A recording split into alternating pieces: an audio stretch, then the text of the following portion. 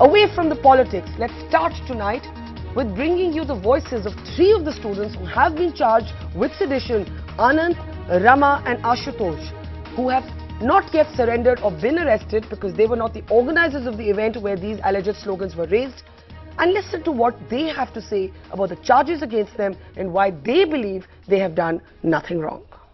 As JNU becomes the newest political battlefield, we bring you from inside a hostel room in JNU the stories of the students, three of the students who have been charged with sedition. Omar and Anirban have already surrendered. It is perhaps a matter of time before we see that happening with the other students as well.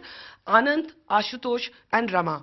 Rama, सबसे पहले मैं पूछना चाहूंगी कि दो students ने अब surrender कर दिया, क्या अब आप लोग भी सरेंडर करेंगे? आपको क्या आपके वकीलों ने बोला है?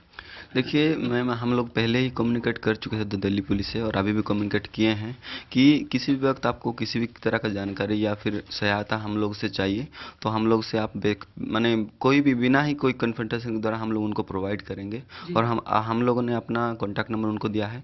वो जब भी कोई भी तरह का इन्फॉर्मेशन अगर चाहते हैं हम लोगों से, हम लोग उनको फुल्ली कोऑपरेट करेंगे। यही बात हम लोग कम्युनिकेट किए हैं। तो ये जो अलग अलग एक लीगल अप्रोच है, ये क्या इसलिए क्योंकि कुछ लोग ऑर्गेनाइजर्स थे, कुछ लोग ऑर्गेनाइजर नहीं थे? आप तीनों में से कोई ऑर्गेनाइजर क्या था? देखिए, हम लोग ऑर्गेनाइजर नहीं थे और ये जो हुआ है कि एक लॉयर है, अपना लॉयर आपस में समझ रहे हैं कि किस तरह से उनको केस डील करना चाहिए और उसी हिसाब से वो अपना केस डील कर रहे हैं। जी, तो आप अभी ये कह रहे हैं कि पुलिस आके आपसे बात करना चाहे तो कर सकती है, लेकिन आप लोग सरेंडर नहीं करेंगे? बिल्कुल, और हम लोग ने पुलिस को भी इन्फॉर्म कर दिया, हम लोगों ने सारा कम्युनिकेट भी किया उन्हें कि उन्हें किसी भी तरह का प्रोसेस में मदद चाहिए या प्रॉब्लम में उनको मदद चाहिए, हम लोग कभी भी उनके पास प्रस्तुत होने के लिए तैयार हैं। ओके, ये मैं आपसे पूछना चाहूंगी रमा कि बहुत बारी ये सवाल लोगों ने उठाए हैं कि अगर आपको लगा कि आपने कुछ गलत नहीं किया तो आप लोग छुप क्यों गए?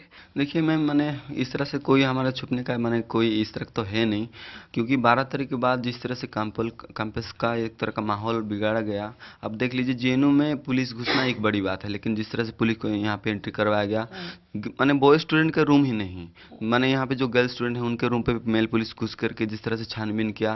कैंपस के अंदर माने फोर्सेस तैनात कर दिया जाते हैं। जो हमारे जेएनयू का मेन गेट होता है, वहाँ पे कुछ आरएसएस बीजेपी के लोग आकर के डंडा झंडा लेकर के वहाँ पे खड़े होकर बोलते हैं कोई भी निकला गया यहाँ पे देशद्रोही है तो हम लोग मार देंगे। फिर हम लोग को फिर पता चलने लगा कन्हैया के साथ भी अरेस्ट होने के बाद पटियाला हाउस कोर्ट में, तो आप डर गए? मैंने एक तरह का टेरर और मॉब लिंचिंग का फियर क्रिएट हुआ। इसलिए हम लोग को एक लीगल एडवाइस मिला कि जब तक माहौल थोड़ा ठीक नहीं होता है आप लोग को एक सेफ जगह में होना चाहिए।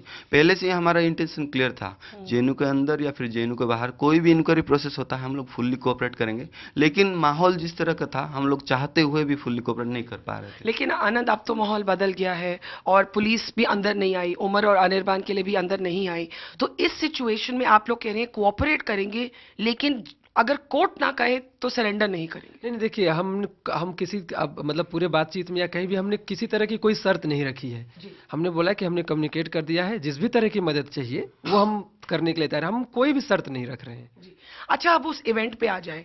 अब ये तो क्लियर हो गया है कि कन्हैया का जो आज़ादी वीडियो था वो डॉक्टर था, ये आप सब जानते हैं। अगर कोई और वीडियो हो तो हम नहीं जानते, जितना हमने वीडियो देखा है वो वाला वीडियो डॉक्टर था। लेकिन उस वीडियो पे ये नारे तो जरूर लगे हैं कि हर घर से अफजल निकलेगा। वो जो इवेंट था वो कमेमोरेट करने के लिए था अफजल गुरु को। पैम्फलेट पे बात की थी कि जुडिशियल किलिंग का फ्रेज था। अब लोग कहते हैं कि अगर आप में से भारत की बर्बादी के नारे चाहे आप में से किसी ने ना लगाए हो, पाकिस्तान जिंदाबाद ना लगाया हो, जो अफजल गुरु के समर्थन में नारे लगे हैं उनके बारे में आप में से कोई अगर कुछ कहना चाहे, आप मानते हैं कि वो एंटी नेशनल है? देखिए, एक बात, मतलब हम लोग स्कॉलर हैं, पीएचडी करते हैं, जेएनयू जैसे संस्थान में पढ़ते हैं, जो कि बोला जाता है कि इस देश का बेस्ट रिसर्च प्रोड्यूस करता है, बेस्ट स्कॉलर, बेस्ट एडमिनिस्ट्रेटर, मतलब एकेडमिशियन हर फील्ड में, आपके हाई कमिश्नर से लेकर के हर फील्ड में यहाँ के लोग हैं।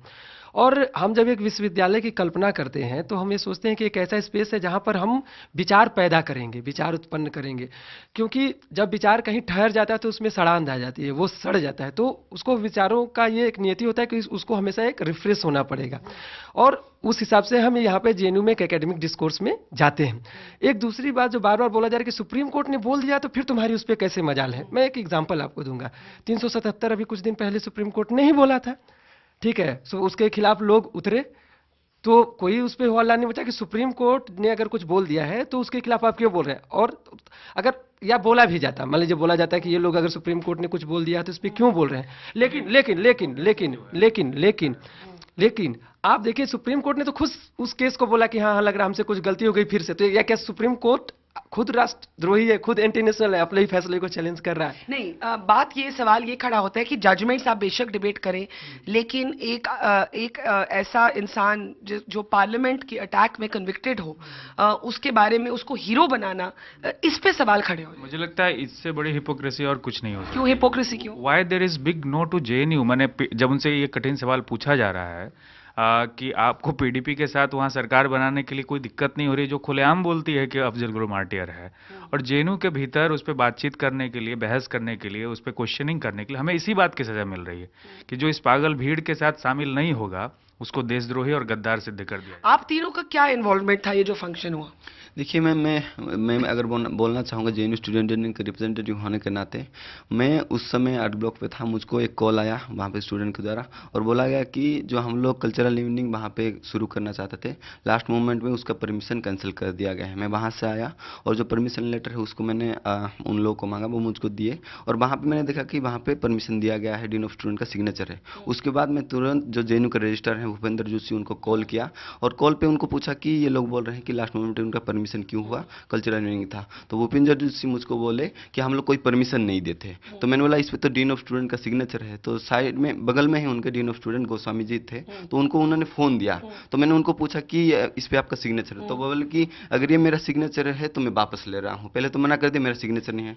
फिर पर ये भी कहा जाता है ना कि ये कल्चरल इवनिंग नहीं है, जो कल्चरल इवनिंग की परमिशन थी वो कुछ और ही बन गया, वो अफजल गुरु के समर्थन में एक इवेंट बन। देखिए एक हम बार बार बात कर रहे हैं कि हम ऑर्गेनाइजर नहीं थे, इसलिए वो क्या था क्या नहीं था वो एकदम एक अलग डिस्कोर्स था। लेकिन हमें जब कॉल आया ऑर्गेनाइजर द्वारा कि आइए एबीवीपी के 50 लोग इकट्ठा हो चुके हैं, हम एक कल्चरल प्रोग्राम करना चाह रहे थे कैपिटल पनिशमेंट के ऊपर, इकट्ठा होकर के खून से तिलक करेंगे, गोलियों से आरती, इस तरह के नारे लगा रहे हैं। उन्होंने बाहरी लोग बुला रखे हैं और एबीवीपी के खिलाफ इस कैंपस में हमेशा से लेफ्ट फोर्सेस एक होती हैं, स्टूडेंट यहाँ पर एक तरीके से खड़े होते हैं और एक सीनियर मतलब लीडर होने के नाते हम लोग पिछली बार यूनियन में भी थे। लोग एक कॉल करता है, बुलाता है जब भी इस तरह के कन्फ्रंटेशन की स्थिति, हम वहाँ पर स्थिति को संभालने के लिए पहुंचे थे। जी अच्छा, मैं ये पूछना चाहूंगी कि मैंने हालांकि लिखा है कि मैं इस बाइनरी को नहीं मानती, लेकिन ये बाइनरी उठ के आ रही है कि कैप्टन पवन जो है वो भी जेएनयू डिग्री होल्डर है।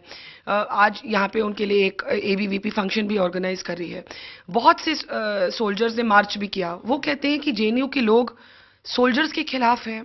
जब वो अफजल गुरु का समर्थन करते हैं, जब वो कहते हैं हर घर से अफजल निकलेगा, तो जो सियाचिन में 10 सोल्जर्स मारे गए, जो कश्मीर में हाल में ही पाम्पोर में मारे गए, उनकी तरफ एक डिसरिस्पेक्ट है।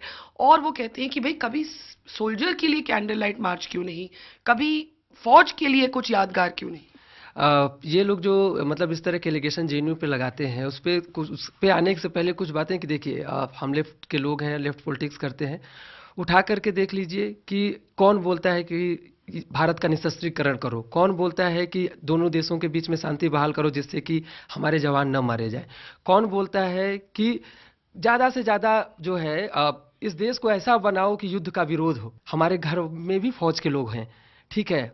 और ये जो लोग ये बाइनरी है नहीं, बेसिकली ये क्रिएट किया जा रहा है। एक जो सो कॉल्ड एक आरएसएस का उन्मादी राष्ट्रवाद है, वो उस पे क्रिएट करके वो दिखाना चाह रहा है कि जेएनयू जो है कोई मतलब टापू है जो कि देश में जो उनका नेशनलिज्म है उसके खिलाफ खड़ा हुआ है।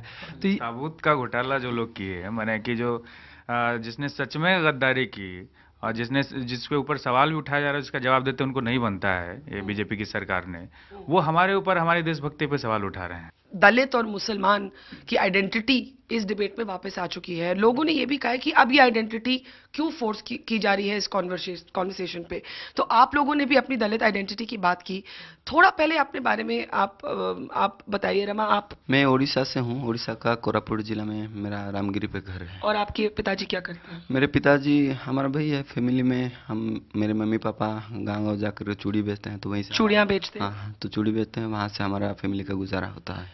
और पूरे फैमिली में क्या आप पहले हैं जिनकी इस एजुकेशन लेवल पे पहुंचे? जी, पहली फैमिली में मैं पहला इंसान हूँ जो कि 10th पास करके अभी हायर एजुकेशन में जेनुआ का पढ़ रहा है।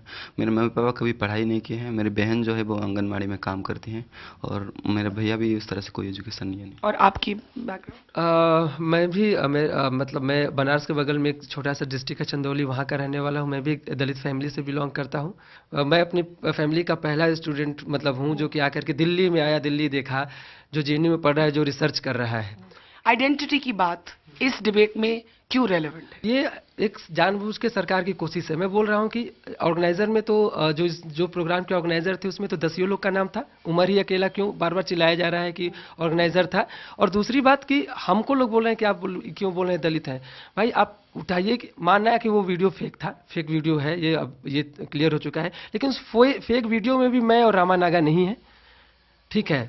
2 दलित जो नहीं, वो क्यों जबरदस्ती घुसाए गए इस पूरे? सरकार का कहना है कि ये जो दलित इशू है ये एक अब पॉलिटिकल इशू बन गया है। कांग्रेस और आम आदमी पार्टी इसका इस्तेमाल कर रही है। अब ये पूरी तरह से राजनीतिक इशू है, पॉलिटिक्स बन गया है। रोहित वेमुला के केस में भी यही हुआ, सेम चीज़ यही हुआ कि किसी की जान चली जाती है, उसका इंस्टीट्यूशनल मर्डर किया जाता है। ऐसा लग रहा है कि देश में जो दलित हैं उनके लिए कोडवर्ड हो गया कि ये कास्टिस्ट लोग हैं।